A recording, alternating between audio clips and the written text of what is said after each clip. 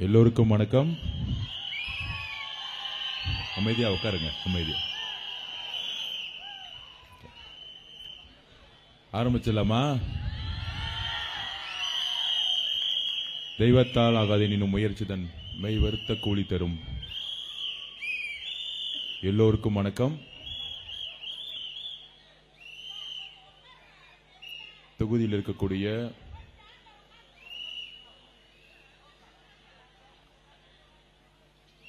ஓட்டு வங்கியா இருக்கக்கூடிய தாய்மார்கள் அப்படின்னு திமுகல வந்து ஆரம்பிப்பாங்க. ஆனா தமிழக வெற்றி கழகத்தை பொறுத்த வரைக்கும் இந்த ஓட்டு அப்படிங்கறதெல்லாம் வார்த்தைகள் கிடையாது. நம்மளுடைய குடும்பம், நம்மளுடைய தாய்மார்கள். கொஞ்சம் இங்க இருக்கவங்க அப்படி போய் உட்காரலாமே, ஏன் இங்க போய் எல்லாரும் நின்றுட்டு வாங்க, கொஞ்சம் அப்படியே வாங்க. இங்க இருக்கவங்களா மறைக்காதீங்க, வாங்க. அவங்க சொல்றாங்க என்னங்க தெரியுமா? வாங்க எல்லாரும் அப்படி வாங்க. இந்த பக்கத்துல இருக்கவங்க போய் உட்காருங்க, சேர் இருக்குல்ல, வாங்க வாங்க. இந்த ஃப்ரண்ட்ல இருக்கவங்கள வாங்க, அப்படியே போங்க, சேர்ல போய் உட்காருங்க. தோழர்களே போங்க. அப்படி நிக்கிறதுக்கு பதிலாக அந்த சேர்ல போய் உட்காரலாம். போய் இந்த முன்னாடி உட்காந்துறவங்களுக்கு மறைக்குதுன்னு சொல்றாங்கல்ல, அவங்களுடைய கருத்துக்களை கேளுங்க. எப்பயுமே அப்படியே போய் உட்காருங்க, போய் முன்னாடி போய் உட்காருங்க. நிர்வாகிகள் நீங்க யாரும் நிக்காதீங்க, இப்படி வாங்க, இப்படி ஓரமா வந்துருங்க, அப்படி வந்துருங்க. ஓகே, இப்போ கிளியரா? Okay, thank you.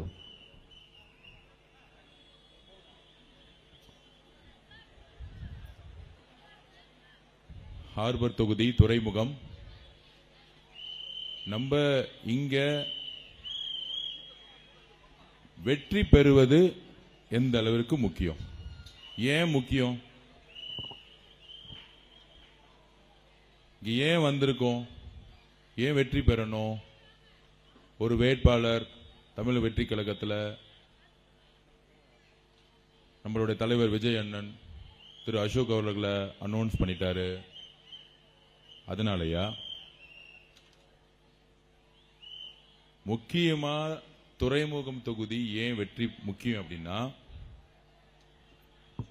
பண்ண உணர்ச்சி வசப்பட்டு என்னுடைய குடும்பத்தில் இருக்கவங்களை மிரட்டிட்டாங்க அப்படின்னு ஒரு 2 மாசத்துக்கு முன்னாடி நம்ம வீட்டு பொண்ணு, நம்ம தங்கை, இங்க இருக்கக்கூடிய வெற்றி ஒரு குழுவினருடன் ஜஸ்ட் நோட்டீஸ் கொடுக்க தான் போனாங்க. அப்ப நம்ம தங்கைக்கு ஒரு 5 மாசம் 4 மாசம் கர்ப்பிணியா இருந்தாங்க. அந்த கர்ப்பிணியா இருந்த தங்கையை வயிற்றுல கை வச்சு அடிச்சது சேகர் பாபு என்கின்ற ரவுடியோடைய பசங்க. அன்னைக்கு ஈவினிங், அன்னைக்கு சாயங்காலமே ஹாஸ்பிட்டல் போயிட்டு என் தங்கையை பார்த்தோம், எல்லாரையும் பார்த்தோம். உட்காருங்க, அக்கா வந்திருக்காங்க. அப்பயே நான் சொன்னேன், கவலைப்படாதீங்க, நாங்க இருக்கிறோம். ஹார்பர் தொகுதியில் ஒரு நல்ல வேட்பாளரை, விலைக்கே வாங்க முடியாத வேட்பாளரை தேடி பிடிச்சி எங்க அண்ணன் தலைவர் நிப்பாட்டி, நீ ரவுடிசம் பண்ணா அதே மொழியில பேசக்கூடிய எல்லாம் தெரிந்த ஒருத்தரை தேடி பிடிச்சி போட்டிருக்காரு எங்களுடைய தலைவர் விஜய் அண்ணன். அவர் பேர் தான் அசோக் அவர்கள். அவர் அடிப்படையில் ஒரு வழக்கறிஞர். சட்டம் பேசினா சட்டம் பேசுவாரு,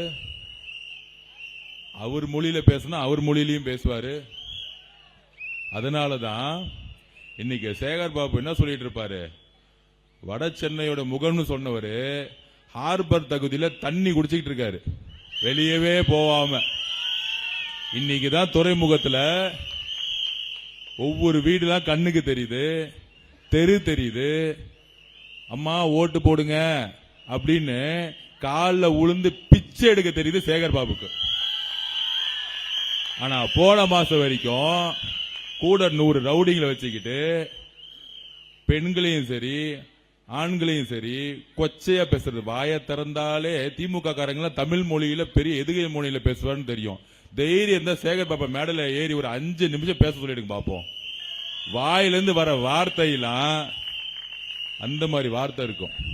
இந்த ஆளு எம்எல்ஏ போட்டு அமைச்சராக்கி அந்த குடும்பத்துக்கு தோரம் பருப்பு வாங்கி கொடுக்கறது, எண்ணெய் வாங்கி கொடுக்கறது, வீட்டில் கார் கதவு திறந்து விடுறது, பியூன் வேலை பார்க்கறது, இந்த வேலையெல்லாம் பார்த்து மினிஸ்டர் ஆயிட்டு ஒரு 100 ரவுடியை வச்சு இந்த தொகுதிய ஏதோ ஒரு பெரிய ரவுடி இந்த ஏரியாக்குள்ள பூந்தா என்ன நடக்கும் தெரியுமா, எங்க தெருக்குள்ள பூந்தா என்ன நடக்கும் தெரியுமா அப்படின்னு சொல்லக்கூடிய ஒரு ரவுடி தான் சேகர் பாபு அவர்கள். ரவுடித்தனம் தவிர எதுவுமே தெரியாது. ஆனா வேஷ்டி, காவி வேஷ்டி போட்டுக்கிறது, வெள்ளை சட்டையா போட்டுக்கிறது. இந்த சாமியார்களே போலி சாமியார் இருப்பாங்க பாத்தீங்களா, 1ஆம் நம்பர் போலி சாமியார். என்ன, கோயிலுக்கு போகாதவன் கூட நல்லது செய்வான். டெய்லி கோயிலுக்கு போயிட்டு அக்கிரமம் செய்யக்கூடிய ரவுடிசம் பண்ணக்கூடியவர் தான் இந்த சேகர் பாபு. அப்ப மக்கள் வெறுத்து போயிருந்த நேரத்தில் தலைவர் அவர்கள் ஹார்பர்ல கரெக்டான வேட்பாளரை போட்டார். என்ன பண்ணுவாங்க, வேட்பாளரை போட்டா செட்டிங் பண்ணுவாங்க, விலை கொடுத்து வாங்குவாங்க, இல்ல மிரட்டினா ஓடிடுவாங்க. இப்ப சேலஞ்ச் பண்ணார் பாருங்க மைக்கு முன்னாடி, என்ன நீ டச் பண்ணல நான் உனக்கு பதில் சொல்றேன்ல, இந்த மாதிரி வேட்பாளர்கள் தான் நமக்கு வேணும். அப்ப அண்ணா சொன்னாரு, என் குடும்பத்தில் இருக்க ஒரு பெண்ணை திட்டாரு, நம்ம அக்கா தங்கச்சிய கர்ப்பிணி பெண்ணை பார்க்காம கை வச்சுட்டாங்க. இதெல்லாம் மக்கள் பார்த்துக்கிட்டே இருப்பாங்க. மக்களை நீங்க சாதாரணமா நினைச்சிடாதீங்க. இந்த பை எலெக்ஷன் எல்லாம் பெரிய பெரிய அறிவாளிகள்லாம் பெரிய ஞான சூனியம் மாதிரி ஓட்டுக்கு 10,000 கொடுத்து ஜெயிச்சிருவாங்க. ஆனா அதுக்கு ஒரு உதாரணமே சொல்லிடுறேன். செந்தில் பாலாஜி எவ்வளோ பெரிய, ஓகே விட்டுருங்க, எவ்வளோ பெரிய தேர்தல் வேலை செய்யக்கூடியவர்னு அவங்க மு க ஸ்டாலின் குடும்பம் சொல்லுதுல, கோயம்புத்தூர் கொங்கு மண்டலத்துக்கு அவர் தான் பொறுப்பு, லோக்கல் எலெக்ஷன்ல ஜெயிச்சிருவாரு, பை எலெக்ஷன்ல 10,000 கொடுத்து ஜெயிக்க வச்சிருவாரு, உள்ளாட்சி தேர்தல் எலெக்ஷன்ல 10,000 கொடுத்து ஜெயிக்க வச்சிருவாரு. ஆனா 234 தொகுதி வரும்பொழுது அர்ச்சனா பட்நாயக் மாதிரி ஒரு நல்ல தேர்தல் அதிகாரி வரும்போது டிஜிபி, கமிஷனரு, இன்டெலிஜென்ஸ் ஆபீசரு எல்லாம் மாத்தின பிறகு போலீஸ் நம்ம தலைவர் சென்னைக்குள்ள வரும்போது முதலமைச்சருக்கு என்ன பாதுகாப்பு கொடுக்கிறோமோ அதே பாதுகாப்பை கொடுத்து இன்னைக்கு சென்னைக்குள்ள தலைவர் பிரச்சாரம் பண்ற அளவுக்கு இன்னைக்கு தேர்தல் கமிஷன் மாறி இருக்குல்ல. மு க ஸ்டாலின் அவர் என்ன தப்பு செஞ்சாரு, டிவிகேவை கண்டுக்கவே இல்ல, தலைவரை பத்தி பேசவே இல்ல. தம்பிங்களா திமுக, நீ பில்டிங் ஸ்ட்ராங்கா இருக்கிற மாதிரி உன் கால் எப்படி ஆடுன்னு எனக்கு தெரியும். என்ன சேகர் பாபு அப்படிதான் பார்க்க நெஞ்சு பரபரன்னு இருக்கும், காலு பார்த்தா நடுங்கிட்டே இருக்கும். என்ன அதான் பயப்படாதீங்க, ரவுடித்தனம் அதெல்லாம் பயப்படாதீங்க, புரியுதுங்களா? அவர் யாருன்னு எனக்கு தெரியும், எனக்கு நல்லா தெரியும். ஆதி மூலம் எல்லாம் எனக்கு தெரியும். 21 முன்னாடி என்ன பண்ணிட்டு இருந்தாரு எனக்கு தெரியும். அதனால ஒண்ணுமே கிடையாது. அப்படிப்பட்ட செந்தில் பாலாஜி கரூர்ல நின்று கையில் 5000 கோடி பணம் இருக்கு, ஆள் பணம் இருக்கு. கரூர்ல அவர் தான் பிஸ்தா பருப்பு எல்லாம் சொல்லுவாங்கல்ல, எல்லாம் சொல்லுவாங்கல்ல. ஆனா கரூருடைய 41 இழப்பு ஏற்பட்ட பிறகு நம்ம மேல எவ்வளோ தவறுகள் சொன்னாங்க, நம்ம தலைவர் எவ்வளவு குற்றச்சாட்டு சொன்னாங்க. ஆனா மக்கள் உண்மையா செஞ்சது திரு செந்தில் பாலாஜியால நம்பினாங்களா இல்லையா, நம்பிட்டு இருக்காங்களா இல்லையா? இந்த நம்பிக்கை தான் சொந்த ஊர்ல கரூர்ல நிக்காம கோயம்புத்தூர்ல ஓடி போய் பயந்துட்டு போய் நின்று இருக்கார் திமுக காரன். இல்ல திமுக காரங்க நாங்க 200 தொகுதி ஜெயிச்சிருங்களா, செந்தில் பாலாஜிய தொகுதியை மாதிரி கோயம்புத்தூர்ல நின்று இருக்காங்க. எப்படிப்பா நீங்க 200 தொகுதி ஜெயிப்பீங்க முதலமைச்சர் அவர்களை? அப்ப இப்ப தெரியுதா யார் யாரெல்லாம் பணத்தை எடுத்து அரசியலுக்கு வராங்கன்னு நினைக்கிறாங்களோ, யாரெல்லாம் ரவுடித்தனம் பண்ணி மக்களுக்கு இடையூறு செய்யறாங்களோ அவங்கள மக்கள் தூக்கி போட்டுருவாங்க. கலைஞருடைய மகன் அழகிரியோட மதுரையில ரவுடித்தனம் பண்ணவங்க தமிழ்நாட்டில் யாராச்சும் இருக்கிறாங்களா? மக்களை ஏன் தூக்கி போட்டாங்க? மக்கள் சாமானியர்களே தலைவர்களா இருப்பாங்க, ரவுடிகளை இல்ல. நீங்க எழுதி வச்சுக்கோங்க. இந்த தேர்தல் முடியும் பொழுது சேகர் பாபு தண்ணி குடிச்சு ஓரமா உட்கார்ந்துட்டு இருப்பார், 26ல ஓரமா உட்கார்ந்துட்டு இருப்பார். பயப்பட வேண்டாம். அதாவது நான் எப்பயுமே ஒன்னு சொல்லுவேன், உங்க தலைவர் விஜய் அவர்கள் எல்லாத்துக்கும் அமைதியா இருக்கிறாரு. பிஜேபி மிரட்டிருச்சு டெல்லியில இருந்து, அது குரல் கொடுக்கவே மாட்டேங்கிறாரு. பிஜேபி மிரட்டுறதுனால அவர் பயந்துட்டாரு. தம்பிங்களா, ஒரு உளவியல் இருக்கு, சைக்காலஜி டாக்டர்ஸுக்கு தெரியும், இல்ல உங்களுக்கே தெரியும். யாரு பயப்படுறாங்களோ அவங்க தான் மிரட்டுவாங்க, யாரு தைரியமா இருக்காங்களோ அவன் அமைதியா வேலையை பார்த்துட்டு இருப்பான். இவ்வளவுதான் உளவியல். என்னைக்கு உங்க சகோதரிய மிரட்டினாங்களோ அன்னைக்கே அவன் அந்த தெருவில் பயந்துட்டான்னு அர்த்தம். அவங்க பாவம் டாக்டர் அங்கிருந்து நோட்டீஸ் கொடுக்கறதுக்கே பயந்தானா, அப்ப அவன் எந்த அளவுக்கு பயந்து நடுங்கி. இந்த வடிவேல் படத்துல நாய் சேகர் இருப்பா பாருங்க, பில்டிங் ஆடும், சேகர் பாபு நாய் சேகர், நாய் சேகர் சேகர் பாபு, நானு ரவுடி நானு ரவுடி நானு ரவுடி நானு ரவுடி. அவ்வளவுதான். இவ்வளவுதான் கான்செப்ட். ஒன்னும் பண்ண முடியாது. ரவுடிலாம் யார் தெரியுமா?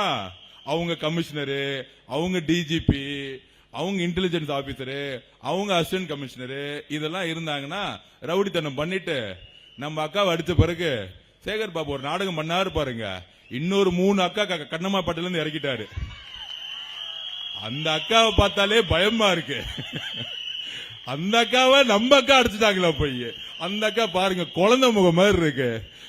இந்த குழந்தை முகம் அந்த அக்காவை அடிச்சுட்டா ஒரு 3 பேரு நல்ல வாட்ட சாட்டமா இருக்கிறவங்க குளுக்கோஸை ஏத்திக்கிட்டு என்ன அடிச்சுட்டாங்க தெரியுமா டிவி கேட்காரங்க. அப்பப்பா சேகர் பாபையா நடிச்சாலும் கொஞ்சம் நல்லா நடிங்கப்பா. திரு மகேஷ் பொய்யாமொழிக்கும் சேகர் பாபுக்கும் கரெக்டா ஒரு காம்படிஷன் வச்சா 2 பேரும் கரெக்டா போட்டி போட்டுக்குவாங்க நடிக்கிறது இல்ல. என்ன பேட்டி கொடுப்பாரு பாருங்க, திடீர்னு பேட்டி. ஏங்க இங்க திமுகக்கும் அதிமுக சென்னையில போட்டி, ஏங்க டிவிகே பத்தி பேசுறீங்க? பயம் வந்துருச்சுல்ல, வந்துருச்சுல்ல. ஒட்டுமொத்த நாட் பஸ்ஸும் வாஷ் அவுட் ஆகுது இல்ல. வில்லிவாக்கத்துல ஆதவர்ஜுனா, பெரம்பூர்ல ஜோசப் விஜய் எங்க தலைவர். அப்படியே வாங்க, அப்படியே ஆர்கே நகர் வாங்க. ஒரு பெரிய எஜுகேஷனிஸ்ட் மரிய வில்சன் டச்சே பண்ண முடியாது, யார விலை கொடுத்து வாங்கவே முடியாது. அப்படியே ஹார்பர் பக்கம் வாங்க, ஒரு வழக்கறிஞர் நீ எதை கையில் எடுக்கிற அவரும் கையில் எடுப்பாரு. நீ பூ கொடுத்தா பூ கொடுப்பாரு. அதுக்கு மேல நான் சொல்ல முடியாது. சோ நீ அநீதியான ஒரு அரசியல் பண்ணனா அந்த அரசியலை தூக்கி எறியக்கூடிய அரசியல் எங்களுக்கு தெரியும். ஃபுல்லா கிளீன் பண்ண போறோம். தமிழ்நாடே கிளீன் ஆக போகுது. அதுல சென்னை ஒட்டுமொத்த ட்ரக்ஸோடைய கேபிட்டலா மாத்தி வச்சிருக்காங்க. இந்த சேகர் பாபுவும் சாராயமா மாத்தி வச்சிருக்காங்க. ஹார்பர்ல 100% மெட்ரோ வாட்டர் கிடைக்குதா உங்களுக்கு? ஏதாவது குழாயில தண்ணி கிடைக்குதா? திமுக காரங்க சொல்லுவாங்க அனுபவம் இருக்கு, அனுபவம் இருக்கு. திமுக நிறைய இந்த ஊடகத்தில் உட்கார்ந்துகிட்டு திமுக 75 வருஷம் அனுபவங்க. பூத்துல இருக்கிறவங்க, கிளையில இருக்கிறவங்க, பகுதியில் இருக்கிறவங்க பயங்கரமான அனுபவம். அனுபவம் இருந்தா என்ன தெரியுமா செஞ்சிருக்கணும்? துறைமுகம் மினிஸ்டர் தொகுதி 100% வீட்டுல எல்லாத்துக்கும் மெட்ரோ வாட்டர் கொடுத்துட்டேன்பா. தைரியம் இருந்தா சொல்லுங்க. நானே சேகர் பாபுக்கு ஓட்டு போட்டுறேன், நானே போட்டுறேன். இல்லப்பா ரோடு எல்லாம் சரி செஞ்சாச்சு, இங்க குடிசையே கிடையாது, எல்லாமே பக்கா வீடு கான்ட்ராக்ட் வீடு ஆக்கியாச்சு. எல்லா சாலைகள் இருக்கு, கழிவு நீர் மழை பெஞ்சா கழிவு நீரும் தண்ணியும் கலக்கிறதே கிடையாது. அடிப்படை தேவைகள், நல்ல ஸ்கூல் இருக்கு, நல்ல காலேஜ் இருக்கு. இதெல்லாம் இருக்கா? ஒண்ணுமே கிடையாது. சென்னையுடைய ஹாட் ஸ்பாட் உயர் நீதிமன்றம் இங்கதான் இருக்கு, பாரிஸ் கார்னர் இங்கதான் இருக்கு, எல்லா துறைமுகம் இங்கதான் இருக்கு. எல்லாமே பணம் கொளிக்கக்கூடிய தொழில்கள் இருக்க இடத்துல.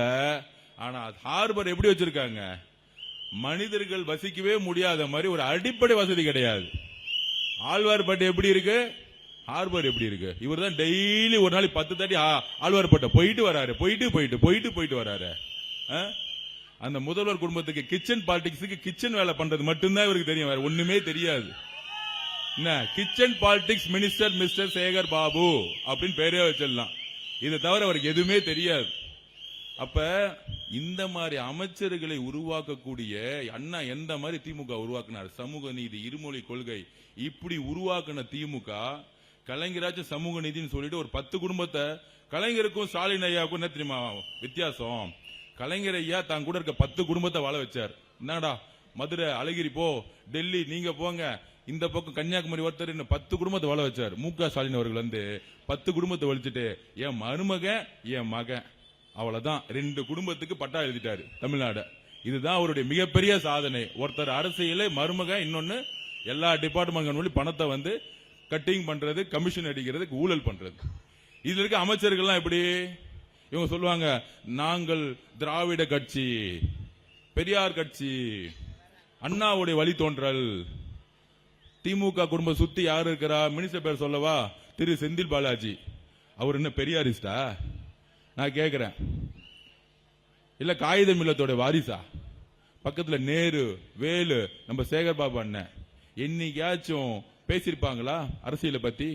எதுவுமே தெரியாத அமைச்சர்களுக்கு ஒட்டுமொத்த துறையில 30% கமிஷன் அடிச்சு இந்த குடும்பத்துக்கு கொடுக்கிறது, அதுக்கப்புறம் இவங்க கமிஷன் அடிச்சுக்கிறது, அதுக்கப்புறம் அரசு அதிகாரிகள் கமிஷன் கொடுக்கிறது. இதுதான் இந்த நிர்வாகம். அப்ப நம்ம ஏன் இங்க ஜெயிக்கணும்? நம்ம மேல என்ன மாதிரி மாற்றங்களை சொல்லுவாங்க? ஓகே, இவங்கள அனுபவம் இருக்கு, அனுபவம் இல்லைன்னு. திமுக அனுபவம் கீழே இருக்கக்கூடிய கவுன்சிலர், பகுதி, அங்க இருக்கக்கூடிய எம்எல்ஏ, இவங்களுக்கு எல்லாம் என்ன அனுபவம்? மக்களுக்கு நல்லது செய்யக்கூடிய அனுபவம் இல்ல, ஊழல் செய்யறதுக்கு மட்டுமே அனுபவம். அந்த பணத்தை வச்சுக்கிட்டு ரவுடிசம் பண்றது மட்டுமே தான் அனுபவம், வேற ஒண்ணுமே கிடையாது. நான் திருப்பி பதிவு பண்றேன், தமிழக வெற்றி கழகத்தை ஏன் ஜெயிக்கணும், அசைக்கவே முடியாது, பணம் கொடுத்தாலும் ஏன் அசைக்க முடியாதுன்னு சொல்றேன்னா, இந்த 26 ஒரு புதுமையான தேர்தல். இந்த டிவில சர்வே போடுவாங்க, இந்த தந்தி, அந்த ஜூனியர் வீடனு எல்லாம் தப்பா பழைய காலத்து 30 வருஷத்துக்கு முன்னாடியே சர்வே போட்டுட்டு இருப்பாங்க. நான் திருப்பியும் சொல்றேன், ஒரு பிரச்சாரம் நான் எவ்வளவோ பிரச்சாரம் பண்ணிருக்கேன். நான் தொகுதி இங்க போயிட்டு வரேன், ஒரு தெருக்குள்ள போனா திமுக காரங்க அதிமுக பிரச்சாரத்தை பாருங்க, வீடியோ வேணா எடுத்துக்குவாங்க. ஆனா தமிழக வெற்றி கழகத்துடைய வேட்பாளர் போகும்பொழுது ஃபர்ஸ்ட் வீட்ல இருந்து அம்மா ஓடி வருவாங்க, தங்கச்சி ஓடி வரும், அக்கா ஓடி வரும், அதுக்கப்புறம் குட்டி தம்பிங்க ஓடி வருவாங்க. தமிழக வெற்றி கழகம் இளைஞர் கட்சின்னு சொல்றாங்க, சத்தியமா இளைஞர் கட்சி கிடையாது. தமிழக வெற்றி கழகத்தை உருவாக்கியது பெண்கள், இது பெண்கள் கட்சி. நிறைய பேர் இந்த கான்செப்டே புரியல. இந்த கட்சியை உருவாக்குனதே பெண்கள் தான். அதனாலதான் நான் போகும்போது குடும்பம் வராங்க, குறைந்தபட்சம் 5-6 பேர் ஓடி வருவாங்க, 2 குழந்தைங்க ஓடி வருவாங்க. என் மேல ஒரு கம்ப்ளைண்ட் பண்ணாங்க போய் திமுக, நான் குழந்தைய வச்சு பிரச்சாரம் பண்றேன்னு. நான் அப்பயே சொன்னேன் மேடையில, தம்பிங்களா நான் போகும்போது அம்மா ஓடி வராங்க, தங்கச்சிங்க ஓடி வராங்க, கூட குழந்தை வருவாங்க. அம்மாவோடைய துணை இல்லாமல் குழந்தை வெளியே வரவே வராது. திமுக போகும்போது எந்த குழந்தை வெளியே வந்திருக்கு?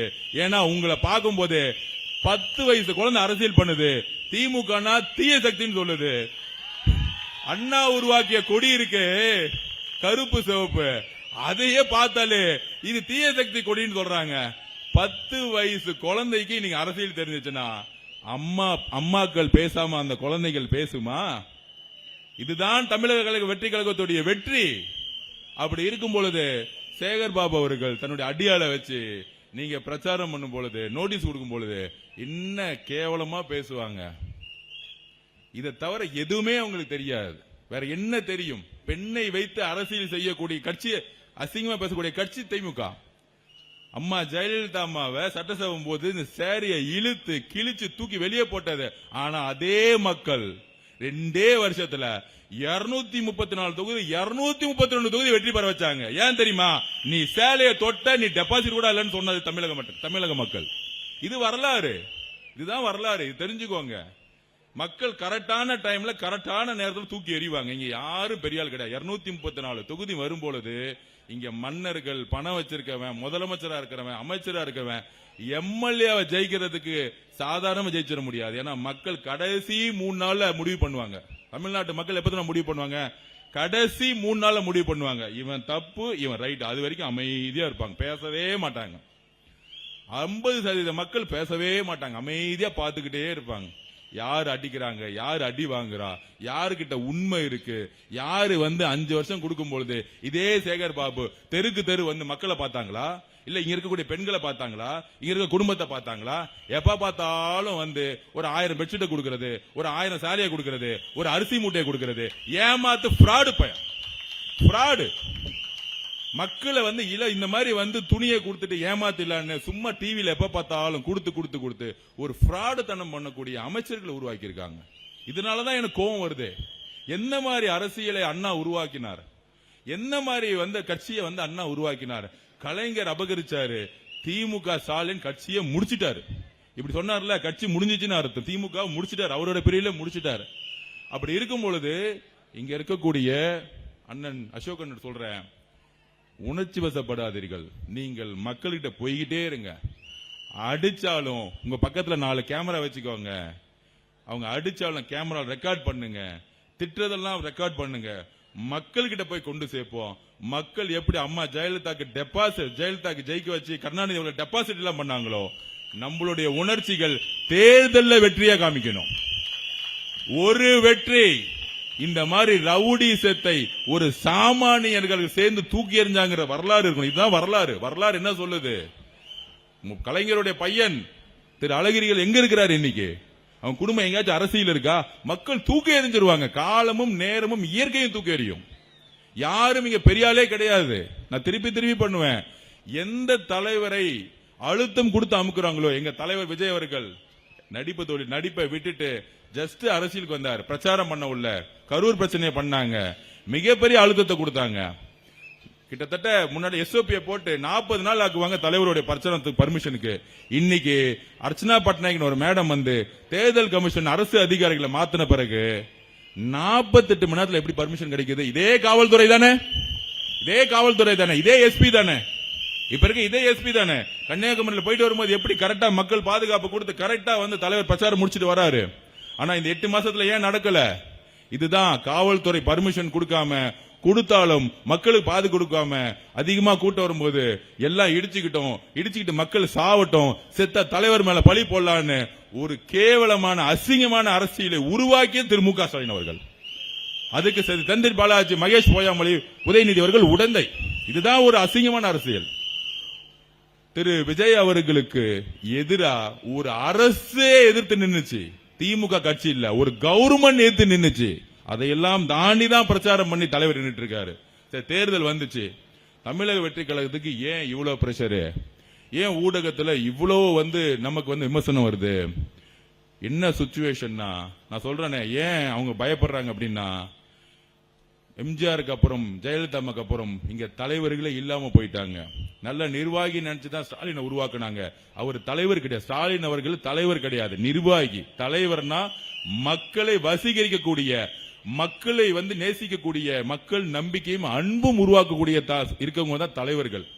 இப்ப ஸ்டாலின் சார் ரோட்ல நடந்து போய் டீ குடிச்சா 5 பேர் இருப்பாங்க. இங்க ஹார்பர் வந்தா பக்கத்துல சேகர் பாபு இருப்பாரு, இன்னொரு 4 பேர் இருப்பாங்க. மக்கள் யாருமே பார்க்க மாட்டாங்க. இதே எங்களுடைய தலைவர் இந்த ஹார்பர் பக்கம் வந்தா துறைமுகத்தில் இருக்கக்கூடிய கடல் தண்ணி வந்த மாதிரி மக்கள் இங்க இருப்பாங்க. அதனாலதான் பெரம்பூர்ல நாமினேஷன் முடிச்சிட்டு தலைவர் போன இடம் என்ன தெரியுமா?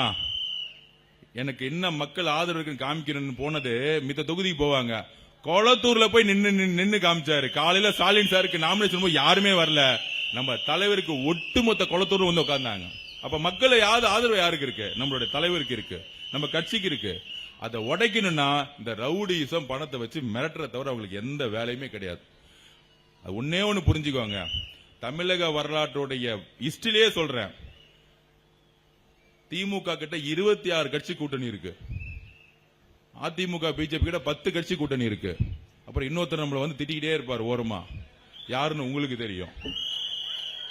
அப்ப 37 கட்சி எதிர்த்த நின்ன சமாளிக்கக்கூடிய ஒரே தலைவர் நம்மளுடைய தலைவர். 37 கட்சிய நம்ம எல்லாம் சேர்ந்து ஏத்து நின்றுட்டு இருக்கோம்ல, அதுவே ஒரு பெரிய வரலாறு. எவ்வளவு பெரிய வரலாறு நினைக்கிறீங்க? தமிழக வெற்றி கழகம் ஒற்றை கட்சியை ஏத்து நிக்குது. நீங்க சொல்றீங்களே என்னென்ன இப்படி மிரட்டுறாங்க, என்னென்ன இப்படி திட்டுறாங்க.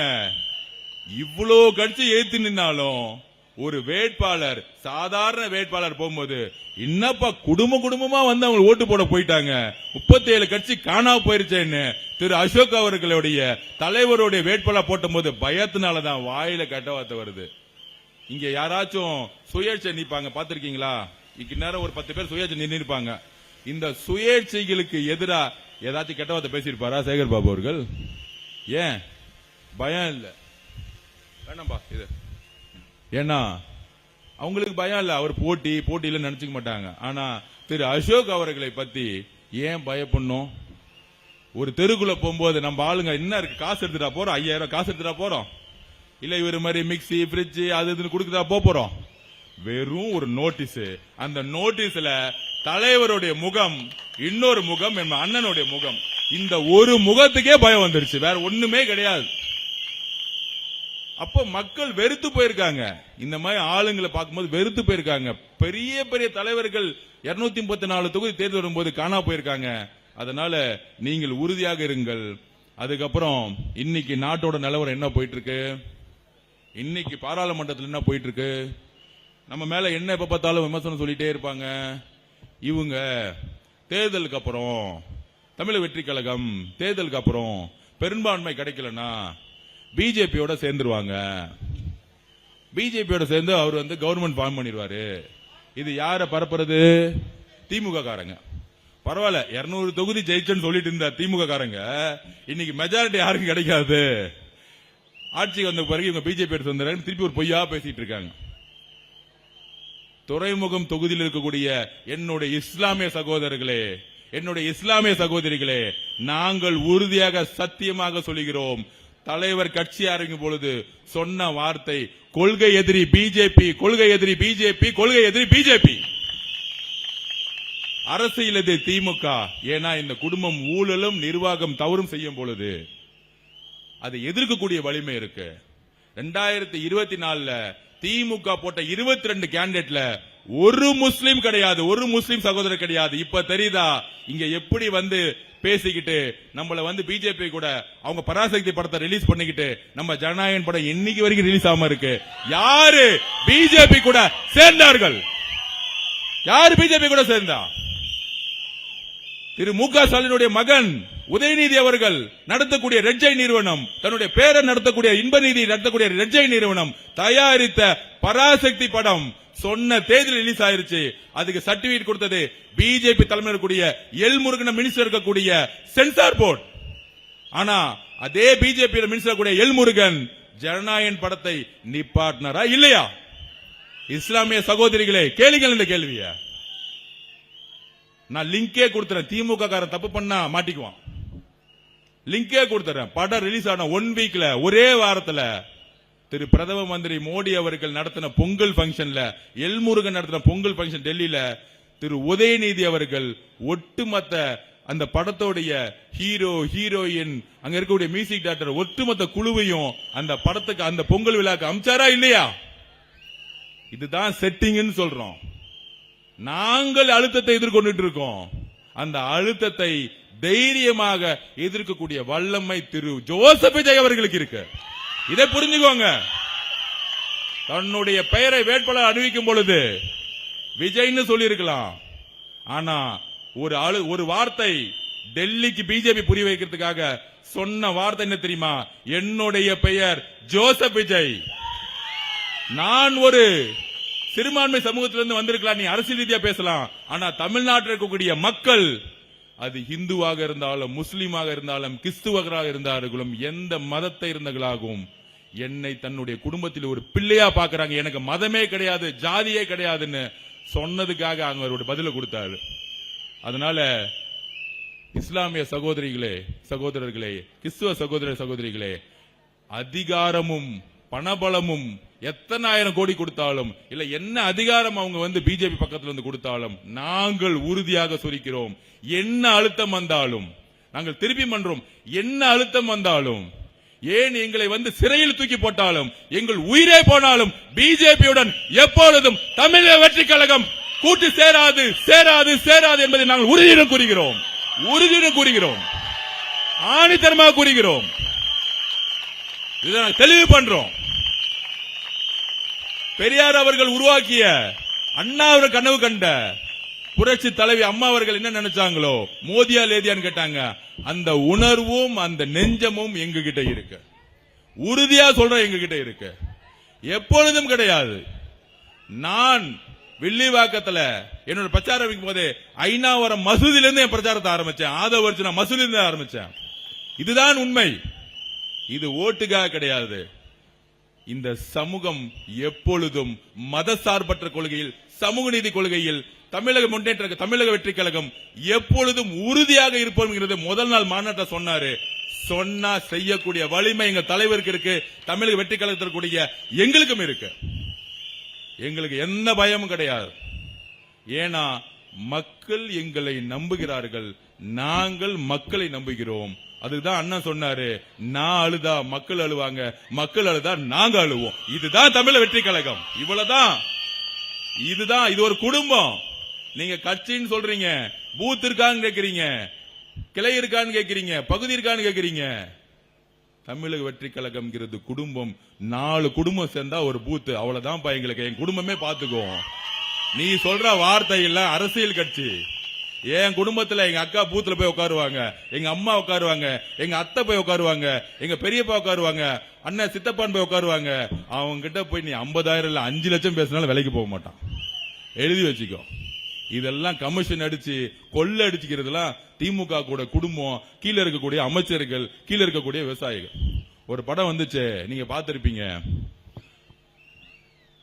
அதுல நம்ம அண்ணா அந்த படம் பேர் அந்த கஞ்சா கடத்துற சகோதரர்கள் எல்லாம் திருத்து வரல, குட்டி குட்டி பசங்கள் எல்லாம். Correct correct. மாஸ்டர் படத்துல சில சீனை பார்த்துட்டு இருந்தோம்.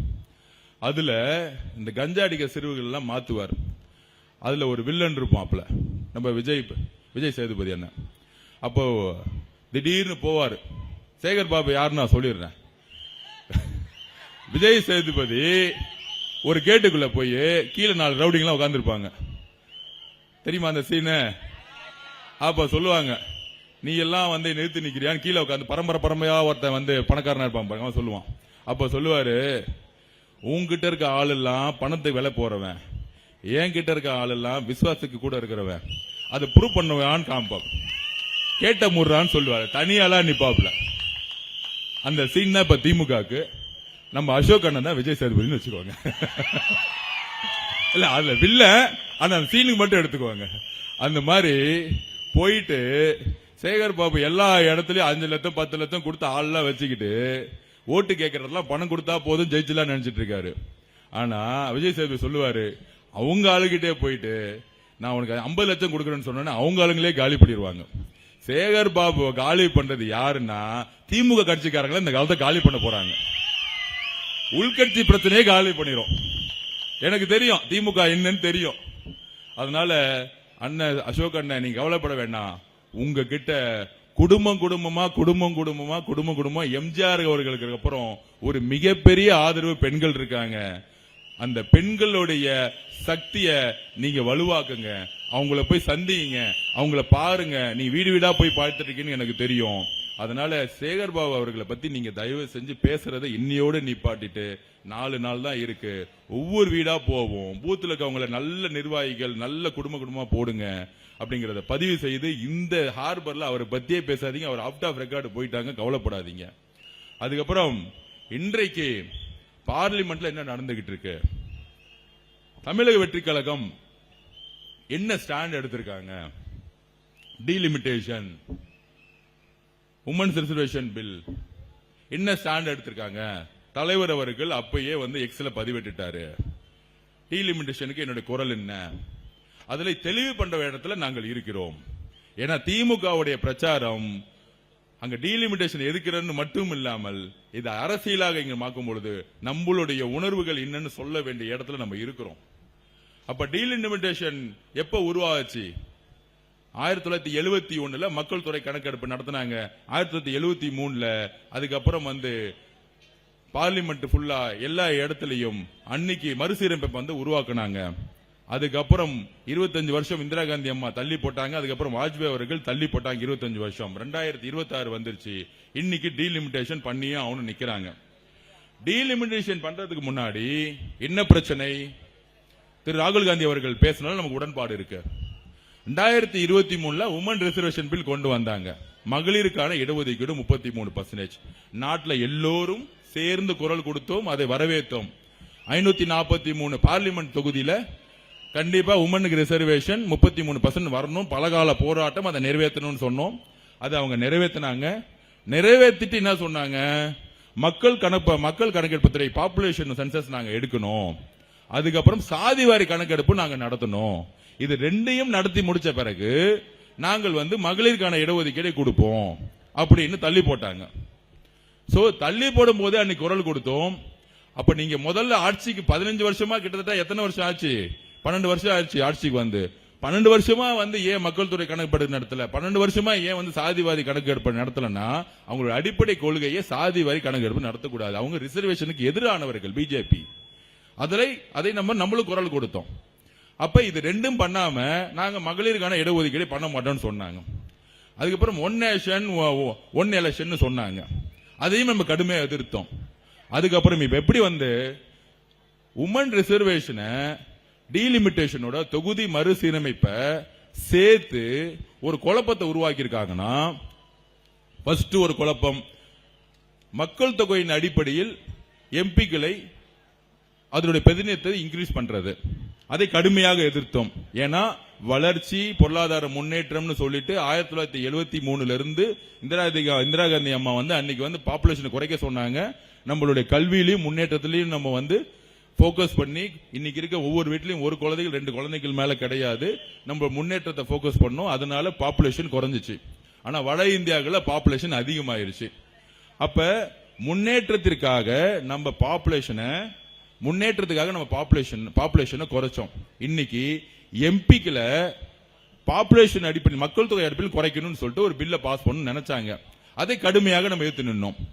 இப்ப நம்மளுடைய கேள்வி என்னன்னா, ஒரே ஒரு சிம்பிள் கேள்விதான். நம்மளுடைய கேள்வி என்னன்னா, இன்னைக்கு பார்லிமெண்ட்ல சொல்லிட்டாங்க 50% நாங்க கொடுக்கிறோம், 39 இருந்து 59% நாங்க கொடுக்கிறோம் அப்படின்னு வந்து ஒரு வார்த்தையை சொல்றாங்க.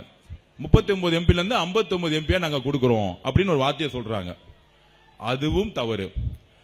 நம்பர்ஸ் முக்கியம் இல்ல, பர்சன்டேஜ் முக்கியம். இன்னைக்கு 7% நம்மளுடைய பிரதிநிதித்துவம் இருக்கு இந்தியாவில். 80 தொகுதி யூபில இருந்துன்னா 14% இருக்கு. இந்த பர்சன்டேஜ் வந்து நமக்கு குறையுதா இன்க்ரீஸ் ஆகுதா? இதுக்கு தெளிவு இன்னும் கொடுக்கல. நம்பர்ஸ் அதிகம் பண்ணிட்டோம், அப்ப யூபில அளவுக்கு அதிகமான நம்பர்ஸ் பண்ணிட்டோம் அப்படின்னு சொல்லக்கூடிய அரசியல் இருக்கே, நாங்கள் கடுமையாக எதிர்க்கிறோம். இந்த டீலிமிட்டேஷனை கடுமையாக நாங்கள் எதிர்க்கிறோம். இஸ்லாமிய சகோதர சகோதரிகளை, கிறிஸ்துவ சகோதரர்கள், தமிழ்நாட்டில் இருக்கக்கூடிய அனைத்து ஓபிசி பிசி சகோதர சகோதரிகளே, தமிழக வெற்றி கழகத்துடைய நிலைப்பாடு டீலிமிட்டேஷனை நாங்கள் கடுமையாக எதிர்க்கிறோம். முதல்ல 543 பேருக்கு சொன்ன மாதிரி 33% ரிசர்வேஷனை உருவாக்குங்க. மக்கள் கணக்கெடுப்பு பாப்புலேஷன் சென்சஸ் சர்வே எடுங்க, அதுக்கப்புறம் கேஸ்ட் சர்வே எடுங்க, அதுக்கப்புறம் நீங்க டீலிமிட்டேஷனை பத்தி கொண்டு வாங்க. இதுதான் நம்மளுடைய நிலைப்பாடு. இந்த பார்லிமெண்ட்ல மகளிருடைய இடஒதுக்கீடு சொல்லிட்டு டீலிமிட்டேஷனை சேர்த்து 850 கொண்டு வரதுல நம்மளுடைய விகிதாச்சார பிரதிநிதித்துவம், அதாவது பர்சன்டேஜ் குறைதா இன்க்ரீஸ் ஆகுங்கிறதுக்கு இது வரைக்கும் பதில் பிஜேபி கிடம் இல்ல. அந்த பதிலை கூற வரைக்கும் நாங்கள் கடுமையாக ஒட்டுமொத்த தென் மாநிலங்களோட சேர்ந்து தமிழக வெற்றி கழகம் எதிர்க்கும். உச்ச நீதிமன்றத்திற்கு முதல் ஆளாக தமிழக வெற்றி கழகம் செல்லும் பிஜேபிக்கு எதிராக இங்க பதிவு செய்கிறேன். கடைசியாக நம்மளுடைய உறுதி, திரு அசோக் அவர்கள் எல்லோருக்குமானவர். இங்க இருக்கக்கூடிய ஜெயின் சமூகத்திற்கும் ஒரு நம்ம கட்சியை பொறுத்த வரைக்கும் தமிழர்களும் இங்க இருக்க ஜெயின் சமூகத்தவர்களும் அதுக்கப்புறம் இஸ்லாமிய சகோதரர்களும் ஒரு என்ன சொல்றது, ஒரு இந்தியன் என்ற உணர்வோடு இருக்கக்கூடிய ஒரு தொகுதி தான் துறைமுகம். இந்தியன் எல்லோரும் சேர்ந்து ஒரு தொகுதி இருக்கு பாத்தீங்களா? ஹிந்தி தமிழ் அந்த லாங்குவேஜ் பிரச்சனை எல்லாம் இங்க இல்ல. எல்லாரும் சேர்ந்து ஒரு தொகுதியா இருக்கக்கூடிய ஒரு தொகுதி இருக்கு. அந்த தொகுதி மக்களுக்கு உறுதியாக அவர் உண்மையாகவும் நேர்மையாகவும் இருப்பார். யாருக்கும் பயப்பட மாட்டார். குறிப்பா சொல்றேன், இந்த கஞ்சா சேல்ஸ், ட்ரக்ஸ் சேல்ஸ், பெண்கள் பாதுகாப்பு, ஒவ்வொரு தொகுதிக்கும் ஒவ்வொரு சீட்டுக்கும் சிசிடிவி கேமரா போட்டு ரோட சரி செஞ்சு உங்களுக்கான பாதுகாப்பை ஒரு அண்ணங்கிற முறையில, ஒரு அப்பாங்கிற முறையில, அவருக்கும் ஒரு பெண் குழந்தை இருக்கு, சகோதரிகள் இருக்காங்க, உங்களுடைய பெண்களுக்கான பாதுகாப்பை இந்த ஹார்பர் தொகுதியில் அசோக் குமார் அவர்கள் உருவாக்குவார். சினோரே அசோக் குமார் அவர்கள் உருவாக்குவார் பதிவு செய்து அவரை மிகப்பெரிய வெற்றி பெற வைக்கணும்னு நான் கேட்டுக்கொள்கிறேன். தேங்க்யூ.